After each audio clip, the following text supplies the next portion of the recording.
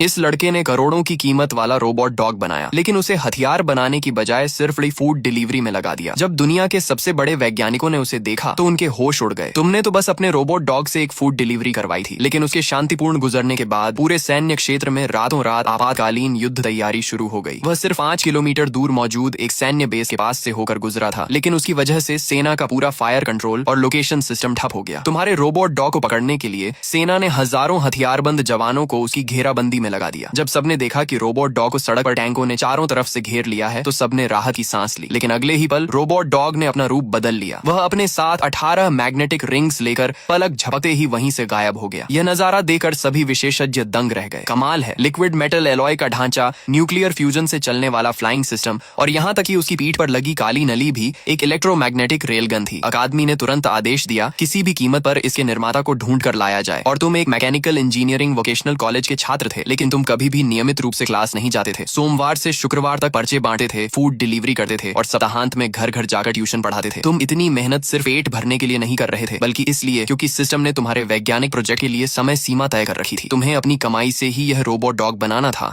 तभी super technology का blueprint पूरी तरह सक्रिय हो सका था। आज रोबोट डॉग के पूरा होने का आखिरी दिन था। इस समय तुम स्कूल के स्टार्टअप बेस में रोबोट डॉग की आखिरी सफाई कर रहे थे, तभी अचानक विभागाध्यक्ष कुछ लोगों को लेकर अंदर आ गए। जांग चैन, तुम्हारा व्यवहार स्कूल की सीमा पार कर चुका है। अगर निष्कासित नहीं होना चाहते तो इस गारंटी लेटर पर हस्ताक्षर कर दो। पास खड़े काउंसलर ने भी समझाया, जल्दी हस्ताक्षर कर दो, आगे से अच्छा प्रदर्शन करना। तुम कुछ पल के लिए सोच में पड़ गए। क्लास जाना अब मुमकिन नहीं था। टीचर जो पढ़ाते थे वह तुम्हारे लिए पूरी तरह बेकार था। तभी भौं भौं भौं पास के सफाई टैंक से कुत्ते के भौंकने की आवाज आई। एक पल में वहां मौजूद हर इंसान चौंक गया। कमबख्त जियांग चैन, तुम कुत्ते पर अत्याचार कर रहे हो। भला कौन किसी कुत्ते को इस टैंक में डालता है? भले ही भीड़ में कोई डॉग लवर नहीं था, लेकिन आम लोगों के लिए भी किसी कुत्ते पर अत्याचार समझ से बाहर था। ये सुनकर तुमने तुरंत हाथ हिलाकर कहा, वह असली कुत्ता नहीं है। भौं भौं भौं दोबारा वही आवाज गूंज उठी। डायरेक्टर जो सीधे सफाई टैंक की तरफ बढ़ गए। आवाज तो बिल्कुल असली कुत्ते जैसी है। किसे बेवकूफ बना रहे हो? उन्हें आगे बढ़ता देकर तुमने जल्दी से उनका हाथ पकड़ लिया। खतरा है, पास मत जाइए। उसके बेहद ताकतवर खुलने बंद होने वाले जबड़े और बेहद कठोर मिश्र धातु के दांत हड्डियों समेत सब कुछ चबा सकते हैं। अगर उसने आपको काट लिया तो बहुत बुरा होगा। लेकिन डायरेक्टर जो पहले ही गुस्से में थे। किसे बेवकूफ बना रहे हो? भला कौन सा कुत्ता अल्ट्रासोनिक वॉशिंग करवाता है? इतना कहते ही सफाई टैंक के अंदर से एक रोबोट डॉग बिजली की तरह बाहर निकल आया। उसके चारों पैर टैंक के किनारे मजबूती से टिके हुए थे। विशेष सफाई द्रव से धुलने के बाद उसका धातु वाला शरीर चमक रहा था।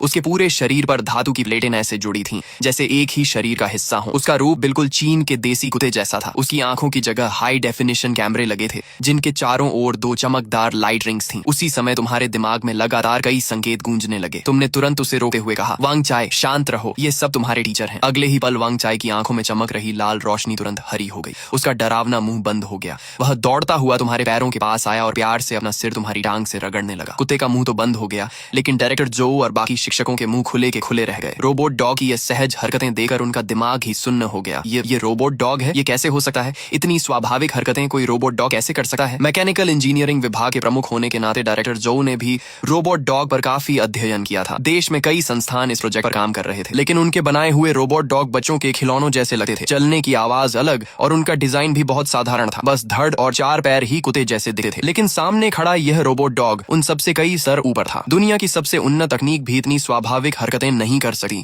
डायरेक्टर जो संभलते ही जल्दी से पूछ बैठे, यह रोबोट डॉग कहाँ से आया? क्या इसे तुमने खुद बनाया है? मैं क्लास में क्यों नहीं जाता? बाहर दिन रात मेहनत करके पैसे कमाता हूँ। सिर्फ इसकी एक टांग बनाने में ही 7-8 हजार लग गए। ये कहते हुए तुमने रोबोट डॉग उठाकर उनके सामने कर दिया। डायरेक्टर जो ने उसे फिर से ध्यान से देखा और कांपती आवाज में पूछा, इसे तुमने अकेले बनाया? और कौन? हालांकि इसे पूरी तरह मैंने अकेले नहीं बनाया। ज्यादातर मुख्य पार्ट्स मैंने बाहर से बनवाए हैं। सिर्फ बहुत कम पार्ट्स मैंने खुद बनाए हैं। ये सुनकर डायरेक्टर जो के रोंगटे खड़े हो गए। Genius, super genius. भले ही सामग्री बाहर से खरीदी गई थी, लेकिन पूरा रिसर्च और डिजाइन एक ही इंसान ने किया था। ये सचमुच हैरान कर देने वाली बात ही। अगर उनके विभाग से ऐसा छात्र निकला तो पूरे कॉलेज का नाम रोशन हो जाएगा। भविष्य में कॉलेज की रैंकिंग भी ऊपर जा सकती थी। ये बिल्कुल वैसा ही था जैसे किसी सामान्य विश्वविद्यालय में कोई महान वैज्ञानिक निकल आए और पूरा विश्वविद्यालय उसी के साथ ऊंचाई पर पहुंच जाए। इस रोबोट डॉग की क्षमता कैसी है? यह आदेश कैसे मानता है? डायरेक्टर जो की आवाज उत्साह से कांप रही थी। मैंने इसे साथ निभाने और सुरक्षा देने वाला रोबोट डॉग बनाया है। यह इंसानों के साथ घुल मिल सकता है,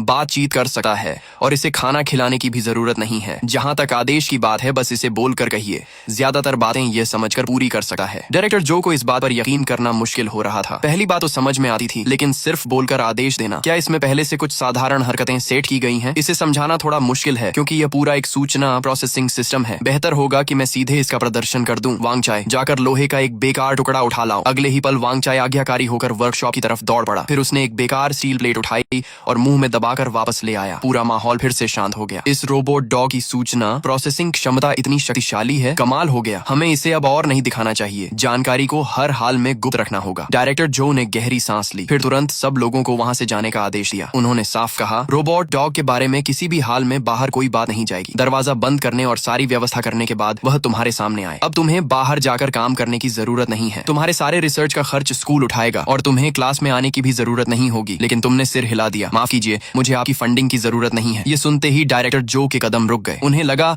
शायद यह लड़का डर रहा है कि स्कूल उसकी रिसर्च अपने नाम कर लेगा। उन्होंने कुछ नहीं कहा। ठीक है, लेकिन 3 दिन बाद होने वाली विश्वविद्यालय रोबोट प्रतियोगिता में उम्मीद है कि तुम हिस्सा लोगे। आयोजकों ने 20,000 का इनाम रखा है और अगर तुम पहला स्थान जीत गए तो स्कूल की तरफ से भी 20,000 का अतिरिक्त इनाम मिलेगा। जैसे ही तुमने कुल 40,000 के इनाम के बारे में सुना, तुम्हारी आंखें तुरंत चमक उठी। इतने पैसे कमाने के लिए कितनी फूड डिलीवरी करनी पड़ेगी। बहुत जल्द डायरेक्टर जो अपने ऑफिस लौट आए। उन्होंने मुस्कुराते हुए मोबाइल निकाला और एक कॉल मिलाई। प्रोफेसर जाओ, मेरे एक छात्र ने एक रोबोट डॉग बनाया है। वह परसों होने वाली रोबोट प्रतियोगिता में हिस्सा लेना चाहता है। माफ कीजिए, आपकी टीम की जगह पहले ही कोई दूसरी टीम रजिस्टर हो चुकी है, लेकिन मेरा मानना है कि वह उनकी जगह ले सकता है। डायरेक्टर जो की बात पूरी भी नहीं हुई थी कि सामने वाले का लहजा तुरंत बदल गया। मैं तुम्हें बता देता हूँ, जब तक मैं यहाँ हूँ तुम लोगों की मनमानी बिल्कुल नहीं चलेगी। उसी समय जांगजो के एक होटल में प्रोफेसर जाओ अपने मोबाइल पर अभी अभी आया वीडियो देख रहे थे। वीडियो देखते ही उनकी आंखें धीरे धीरे फैल गईं। वीडियो में एक रोबोट डॉग एक युवा लड़के के सिर से प्यार से अपना सिर रगड़ रहा था। सामान्य रोबोट के जोड़ सिर्फ आगे पीछे ही घूम सकते हैं, लेकिन वीडियो में दिख रहा रोबोट डॉग सिर्फ आगे पीछे ही नहीं बल्कि दाएं बाएं भी स्वाभाविक रूप से घूम रहा था। कमरे में बैठे कुछ बुजुर्ग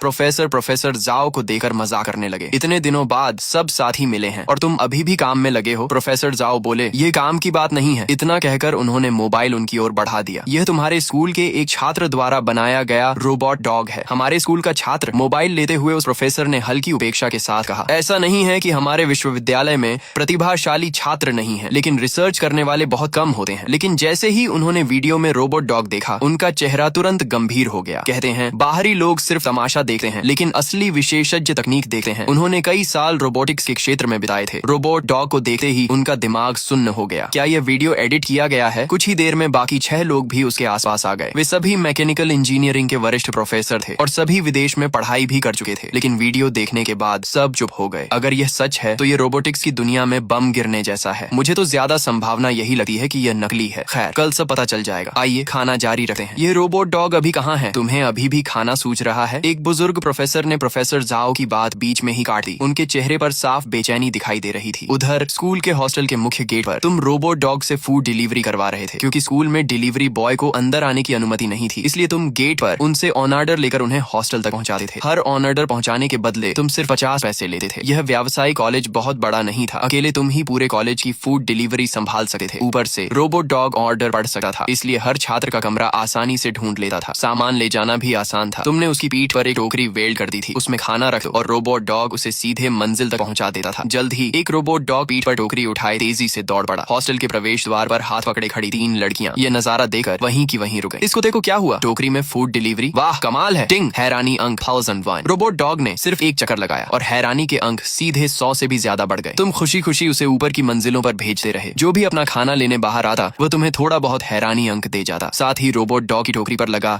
QR कोड स्कैन करके 50 पैसे का भुगतान भी कर देता। सच में ये समय पर खाना पहुंचा देता है। अरे वाह, ये कुत्ता तो कमाल है। कुछ ही देर में पूरे हॉस्टल के छात्र बाहर निकलकर उसे देखने लगे। उसी समय प्रोफेसर जाओ अपने कुछ पुराने साथियों के साथ स्कूल के मुख्य गेट पर पहुंच चुके थे। पहले उस छात्र को फोन करके पूछो कि वह कहाँ है, लेकिन प्रोफेसर जाओ मोबाइल निकाल दे उससे पहले ही एक प्रोफेसर ने दूर इशारा करते हुए कहा, शायद फोन करने की जरूरत नहीं है। देखो, क्या वही वीडियो वाला रोबोट डॉग नहीं है? सभी ने उनकी उंगली की दिशा में देखा। वहाँ सचमुच वीडियो जैसा ही एक रोबोट डॉग खड़ा था। धातु का प्राकृतिक रंग, देसी कुत्ते जैसा रूप, बस एक ही फर्क था, उसकी पीठ पर एक टोकरी लगी हुई थी। डिलीवरी बॉय लाइन लगाकर उसमें खाने के पैकेट रख रहे थे। जैसे ही टोकरी भर गई, रोबोट डॉग ने फुर्ती से मुड़कर स्कूल के अंदर दौड़ लगा दी। एक बुजुर्ग प्रोफेसर ने आश्चर्य से कहा, इसके चलने का तरीका कुछ अजीब लग रहा है, अब भी थोड़ी कठोरता है, बस इसकी नकल करने की क्षमता अच्छी है। लेकिन प्रोफेसर जाओ के पास खड़े प्रोफेसर शेन के होंठ कांप रहे थे। रोबोटिक्स के विशेषज्ञ होने के कारण उन्होंने पहली नजर में ही अलग बात पकड़ ली। क्या तुम लोगों ने ध्यान दिया, जब यह दौड़ रहा है तो इसकी पीठ पर लगी टोकरी पूरी तरह संतुलित रहती है। अगर यह सामान्य कुत्ते की तरह दौड़ता तो टोकरी का सारा सामान बुरी तरह उछल जाता। बाकी लोगों ने तुरंत ध्यान से देखा और अगले ही पल उनकी आंखें फैल गईं। वाकई सब कुछ वैसा ही था जैसा प्रोफेसर शेन ने कहा था। क्या बर्बादी है, इतने शानदार रोबोट डॉग से फूड डिलीवरी करवा रहे हो। फूड डिलीवरी का मतलब क्या है? मतलब ये तकनीक पूरी तरह परिपक्व हो चुकी है। प्रोफेसर शेन का चेहरा गंभीर हो गया। आखिर यह रोबोट डॉग किस टीम ने बनाया है? तकनीक इतनी विकसित होने के बाद ही इसे सामने लाया गया। क्या इन्होंने कभी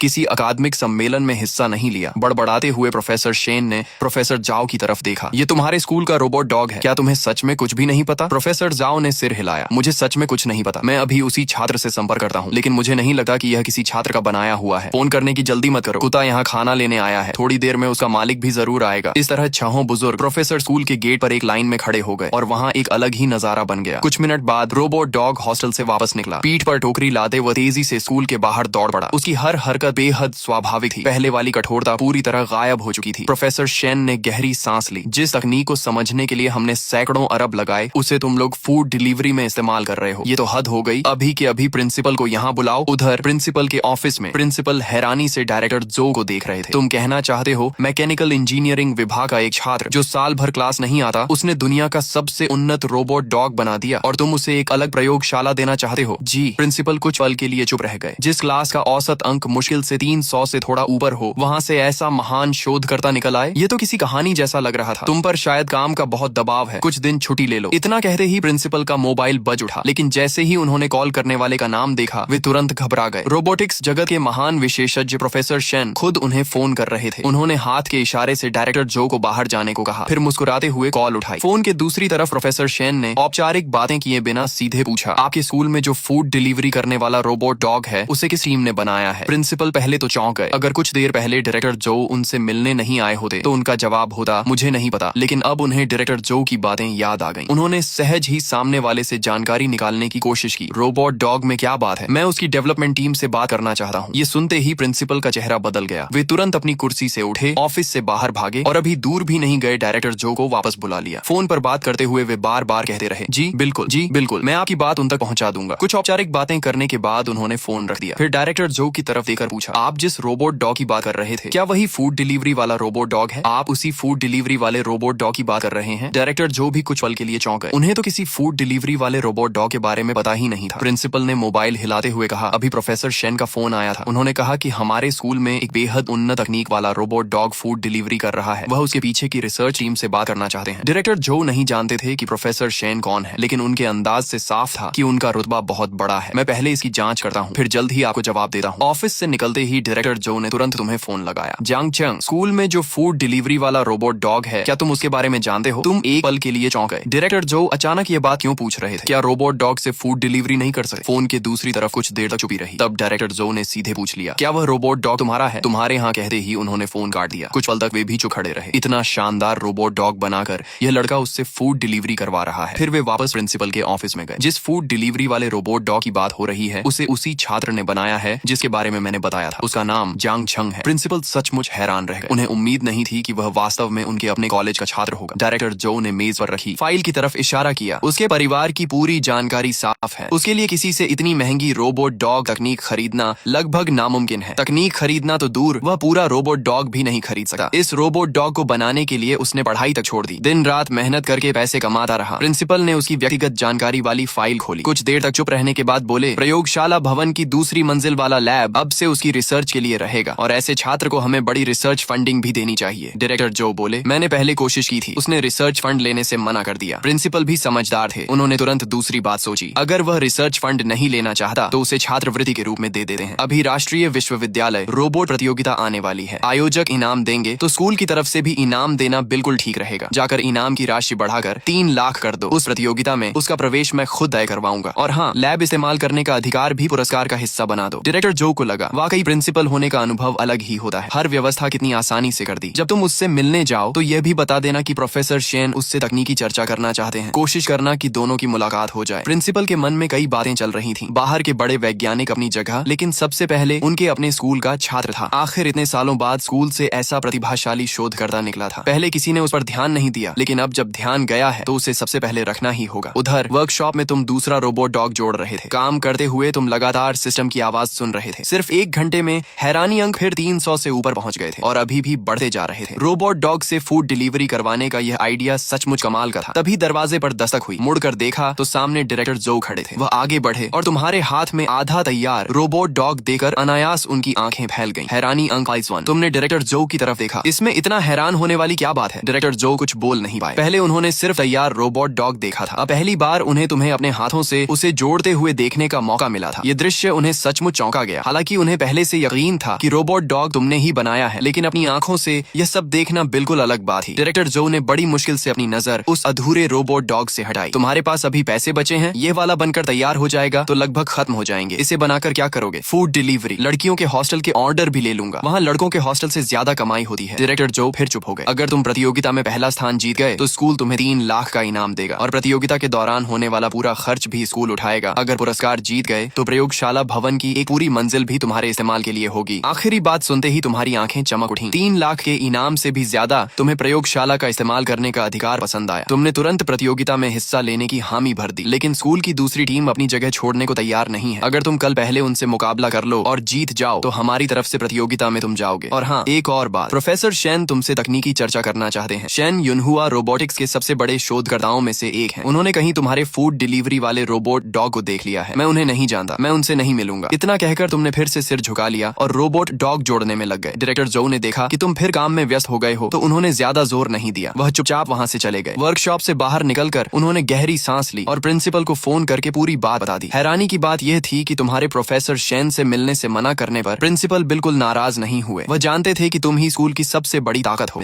अगर आपको पार्ट 2 चाहिए तो कमेंट में पार्ट 2 जरूर लिखें। जैसे ही 100 कमेंट पूरे होंगे मैं पार्ट 2 लेकर आ जाऊंगा।